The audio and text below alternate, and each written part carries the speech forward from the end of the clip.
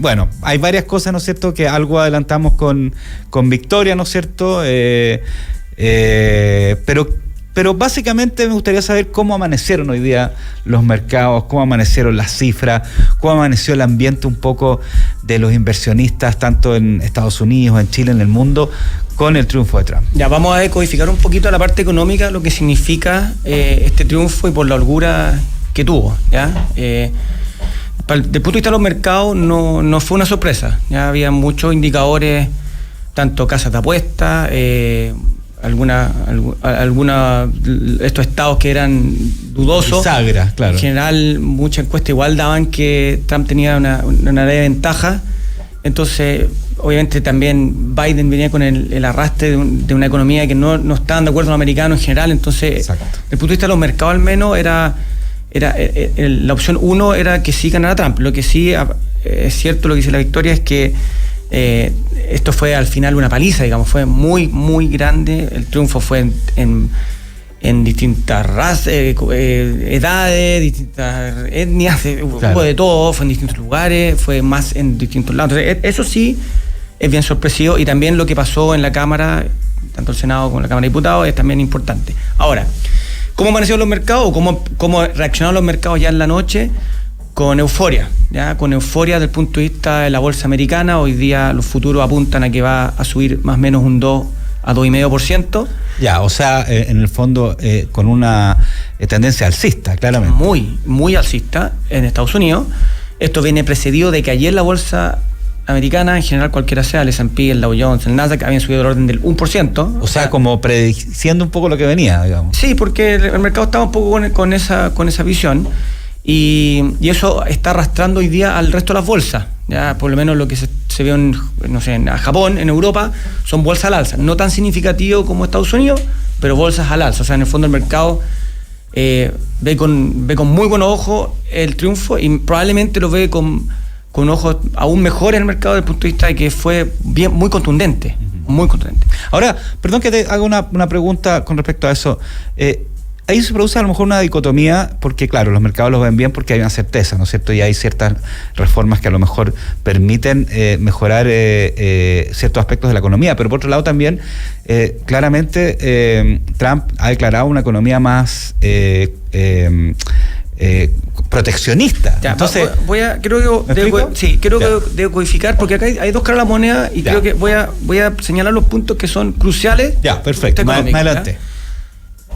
Un punto crucial es la deuda de Estados Unidos, ¿ya? Esto viene creciendo hace mucho tiempo, está en niveles realmente, entre comillas, sostenibles, y si uno quiere, Estados Unidos en este caso, quiere tener una moneda hegemónica, necesita no tener los niveles de deuda que tiene, porque al final esto es inflación al final. ¿Y de dónde viene esta deuda? Viene de todo esto, de todos estos incentivos y ayudas fiscales que no han parado en los últimos años, han seguido creciendo, y hace que esta deuda sea realmente muy difícil de pagar. ¿Y cómo se paga al final de cuentas? Imprimiendo billetes. Claro. Eso hace que el dólar valga menos, lo decía Milton Friedman, digamos, y al final de cuentas esa inflación que viene desde el punto de vista de eso hay que pararlo de alguna manera, porque o si no va a ser vía inflación, y Estados Unidos podría perder la hegemonía desde el punto de vista del dólar, ¿ya? Entonces, pero esto viene de largo plazo. Entonces, una cosa positiva para los mercados en el mediano y largo plazo es que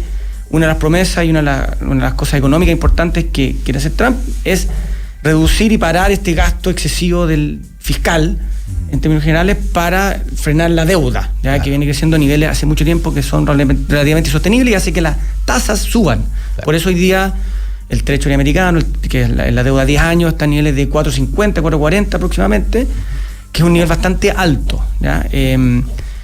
Eso es por un lado, pero por otro lado también hay aspectos del punto de vista de, por ejemplo, lo que son los impuestos. Entonces, al reducir los impuestos, que es una de las cosas que probablemente van a hacer. Y que fueron las cosas que dijo en el discurso de triunfo Trump, digamos.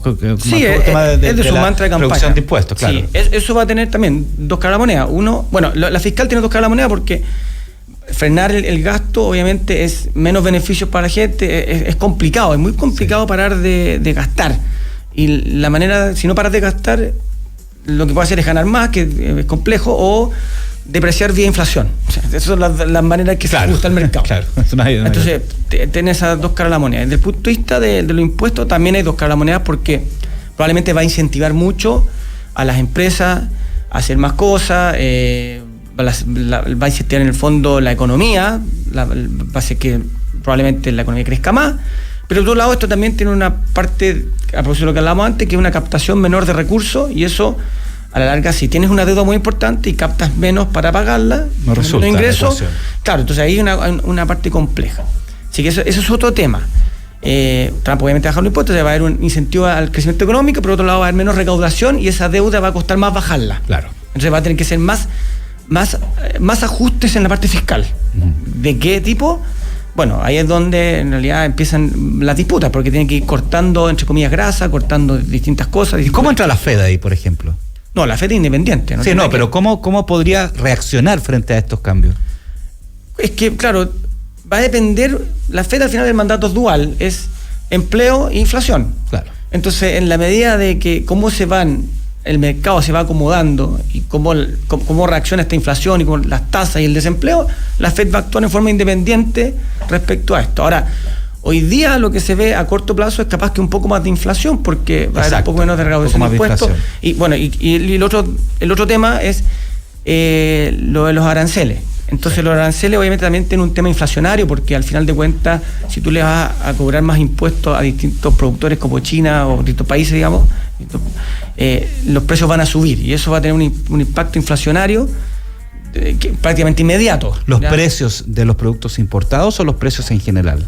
Es que lo importado y al final va a subir todo, porque hace que claro. En el fondo poner más restricciones o aranceles impositivo hace que el mercado fluya menos, sea menos libre, y eso va a generar, sobre todo en el corto plazo, cuando se hacen esos ajustes, aumento en la inflación probablemente, porque los productos van a valer más y al final China es la fábrica del mundo. Exacto. Y eso le va a repercutir a todo. Estados Unidos, producir algo en Estados Unidos es muchísimo más caro que producirlo en Asia, por lo que son los sueldos a partir de los terrenos, todo es más caro. Entonces, por eso está el índice Big Mac, por ejemplo, que compara una hamburguesa en distintos lugares. Obviamente en lugares que el 5 veces más caro que otro, porque claro, la persona que está en la cocina y está en la caja es muchísimo más caro, el metro cuadrado es más caro, entonces claro, va a tener efecto. Y también desde el punto de vista de la migración hay algún efecto también inflacionario, yo creo que no tan importante, pero también se habla de que al cerrar las fronteras o intentar cerrarla, o por lo menos pararlo, que pareciera que había estado bastante laxo, eso hay menos trabajadores, por tanto eso hace que los sueldos suban porque hay menos gente para contratar, y eso también es una presión inflacionaria. Entonces, raya para la suma, acá hay que ver tasas, inflación, recaudación, crecimiento, son las variables importantes, y cómo se vaya mezclando eso va a depender de cómo la economía va a ir ajustándose. Por ahora los mercados lo ven desde un punto de vista positivo, y por eso las bolsas reaccionan como están reaccionando. ¿Qué parte de las bolsas, o qué acciones, o qué tipos de acciones, o qué grupos reaccionaron mejor? También hubieron temas con el Bitcoin ahora en la mañana, que subió bastante. ¿Por qué pasa esto? Mira, en general subió todo, digamos, porque en definitiva lo que tienes acá es una economía que, no sé, pues si uno pensaba que Estados Unidos puede crecer potencial a 1,5 o 2, capaz que ahora puede crecer a 2,5 o 3. Esa es un poco la apuesta. La expectativa. Claro, y si eso pasa, hay muchísimo más dinero, todos los activos suben de precio al final de cuentas, todos, los inmobiliarios, la acción, el Bitcoin, todo. Ahora, particularmente el cobre, por ejemplo, cayó, pero eso tiene que ver con otras razones, tiene que ver con que China, que es el demandante de estas materias primas para hacer productos, es uno de los, entre comillas, en principio, de los perjudicados. Está asustado China, sí. Claro, obviamente, no está en un buen pie, porque si al final tienes a alguien que quiere parar o que quiere en el fondo frenar el crecimiento de China vía este tipo de aranceles, él dice que va a ser más competitivo porque no lo es, bueno, habría que analizarlo, pero al final de cuentas obviamente es un pero. Y ahí para Chile al final tenemos también de dulce a gras, digamos, porque por el lado de China, que es el demandante commodities, tenemos una mala noticia del punto de vista como general. Pero por otro lado tenemos un Estados Unidos fuerte, creciendo, o sea, más de lo que está creciendo ahora, con más fuerza, y no entra en recesión, que es lo que se esperaba. Para Chile también es espectacular, porque somos muy dependientes de ellos. Pero primero, antes de entrar en lo de Chile, es importante esta relación con China, ¿no es cierto? Porque claro, como dices tú, en el fondo China está en un periodo también complicado económicamente, y esto, recordemos que hubo una guerra comercial hace poco, ¿no es cierto?, que todavía tiene algunos efectos que tienen que ver con el tema de la electromovilidad, pero hubo una gran guerra comercial en el primer periodo de Trump, que fue cuando, que fue el tema tecnológico. ¿Te acuerdas que el principal protagonista fue Huawei, que le hicieron la vida imposible a Huawei en Estados Unidos? Finalmente Europa también se agarró del tema, y eso influyó a otros actores de la industria tecnológica, ¿no es cierto? Entonces también podríamos ver alguna tipo de batalla nueva, que principalmente va a estar en el tema del mercado automotriz, yo creo. No, la batalla hoy día, y hace rato, está en los chips. Hace rato. Bueno, y en los chips, claro. Ahí está la batalla, la madre de las batallas tecnológicas. Pero eso no cambia mucho respecto a lo que estaba haciendo Biden y ahora. Hay un Chips Act, que es un acto. Claro, pero Trump lo podría endurecer más, esa guerra comercial, ¿no? O sea, probablemente lo va a endurecer más, va a mostrar los dientes, va a amenazar, va a intentar tener una posición más potente, y es una guerra de quién tiene la delantera en la parte tecnológica, al final de cuentas. Y eso, el que la tenga, tiene las grandes posibilidades de ganar lo que viene hacia adelante. Y por eso viene pasando hace un buen rato ya. Así que esto es un poco más de lo mismo. Eso ya están con restricciones, aranceles. Sí, claro, eso sí. está hace El un auto buen eléctrico rato. está un 100% incluso. Sí, ya está, sí. Oye, ahora vámonos a Chile. Tú comentabas algo hace un momento, pero me interesa saber un poco más en detalle los efectos para Chile, para el mercado chileno, para el dólar. El cobre sabemos que corre otro camino, pero para el dólar hoy día amanecimos con un dólar bastante alto en comparación a ayer. ¿Cuáles podrían ser los efectos en los mercados chilenos en los próximos días o en los próximos meses? A ver, hoy día el dólar abrió 15, 20 pesos más arriba de lo que cerró, no es 75. Y esto tiene que ver con que el mercado ve es un fortalecimiento del dólar producto de lo que hablamos antes, sí. ¿Ya? Que se va a proteger un poco ese crecimiento de esa deuda de Estados Unidos, que al final devalúa la moneda. Eso debería, en el fondo, en el mediano o largo plazo parar, y eso fortalece el dólar. En definitiva, por eso fueron las bolsas americanas. Hoy día Estados Unidos es más fuerte que ayer desde el punto de vista de su perspectiva económica, ¿ya? Claro. Y eso está afectando, en este caso, a las monedas emergentes y el peso chileno. Hacia adelante, si es que Estados Unidos crece bien y todas las cosas mejoran, digamos, desde el punto de vista como de los datos económicos, yo creo que para Chile va a ser bueno a la larga, va a tener uno de sus principales partners andando bien. China igual va a seguir. Nosotros estamos en una muy buena posición hoy día, porque al final de cuentas la guerra comercial es entre China y Estados Unidos. Y nosotros tenemos la materia prima. Sí, nosotros podemos estar en buena con los dos. Entonces acá, con un poquito de astucia, digamos, uno puede sacar, como país, puede sacar un poco la estrategia de Chile en los últimos 20, 30 años, digamos. No poner los huevos en la misma canasta. No, excelente estrategia, aparte que nosotros no movemos la balanza en nada, entonces mejor hacernos la niña bonita, digamos, y tener la posibilidad de aprovechar ambas instancias, el crecimiento o la fortaleza de Estados Unidos, y por otro lado las necesidades de China, que van a seguir estando. Tenemos la materia prima, y eso tenemos que aprovecharlo, y si eso lo hacemos, probablemente tengamos un dólar más abajo y nos beneficiemos también, se beneficia la bolsa, se benefician muchos activos chilenos que hoy día están relativamente castigados. Perfecto. ¿Otra cosa que haya que comentar, Daniel, con respecto al efecto Trump?